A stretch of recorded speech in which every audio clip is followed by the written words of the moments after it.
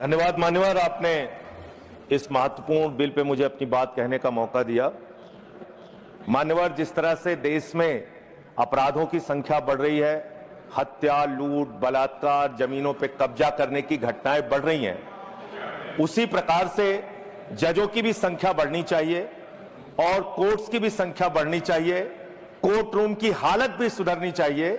उस दिशा में ये एक अच्छी पहल है सरकार की ओर से। लेकिन मान्यवर, मैं आपके माध्यम से इस सरकार से पूछना चाहता हूं कि देश के जिला न्यायालयों में 5 करोड़ केसेस पेंडिंग पड़े हुए हैं। 5 करोड़ केसेस पेंडिंग पड़े हुए हैं। देश के हाई कोर्ट्स के अंदर 60 से 65 लाख केसेस पेंडिंग पड़े हुए हैं। सुप्रीम कोर्ट के अंदर 96,000 केसेस पेंडिंग पड़े हुए हैं। क्या उसके हिसाब से आपके पास जजेज की संख्या पर्याप्त है? क्या उसके हिसाब से आपके पास कोर्ट्स की संख्या पर्याप्त है? अगर हिंदुस्तान की बात हम लोग करें मान्यवर, तो हिंदुस्तान में 10 लाख की आबादी पर एक जज है। विधि आयोग की रिपोर्ट के हिसाब से, और बार बार आपसे अनुरोध किया गया है कि 10 लाख की आबादी पर कम से कम 50 जजों की नियुक्ति आप कीजिए। निश्चित रूप से आप 33 की संख्या बढ़ाकर 37 सुप्रीम कोर्ट में कर रहे हैं, अच्छी बात है, लेकिन इसके साथ साथ आपको कोर्ट्स की भी संख्या देश में बढ़ानी पड़ेगी। और जो आज आबादी के मुताबिक जजों की संख्या है, हर स्तर पे उसको भी आपको बढ़ाना पड़ेगा। मान्यवर, मैं आपके माध्यम से यह सरकार से पूछना चाहता हूं, कांसीराम जी का नारा था, जिसकी जितनी संख्या भारी उसकी उतनी भागीदारी।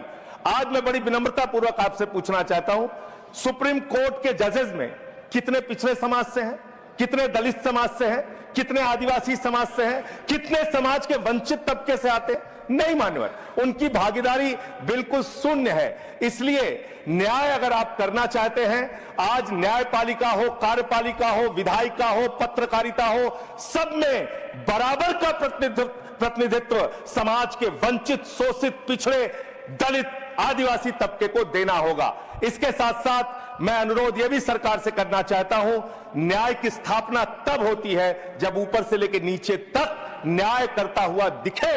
लेकिन बड़े अफसोस की बात है, 15 साल की बच्ची से प्रधानमंत्री लड़ेंगे तो कैसे न्याय होगा? सर, मुझे अपनी बात खत्म करना है, समय बचा है, समय बचा है। मैं कह रहा हूं, आप बोलिए, पर बिल पर खत्म करो। बिल पे ही बोल रहा हूं सर, बिल पे ही बोल रहा हूं, इतनी देर तक बिल पे बोला। सर, मेरा अनुरोध यह है कि सरकार ऊपर से लेकर नीचे तक न्याय करती हुई दिखे। 15 साल की बच्ची से बहुत ही दुर्भाग्यपूर्ण है। 15 साल की बच्ची को 15 साल की बच्ची को कैसे? धन्यवाद माननीय सदस्यगण, आपको मालूम, प्लीज बोलो। संजय सिंह जी पहली बार किसी गवर्नमेंट बिल को समर्थन दिया है और अच्छा पहल है बोला है, अच्छा लगा। प्लीज, झूठ सब संसदीय है, झूठ सब संसदीय है। संजय जी बैठ जाइए।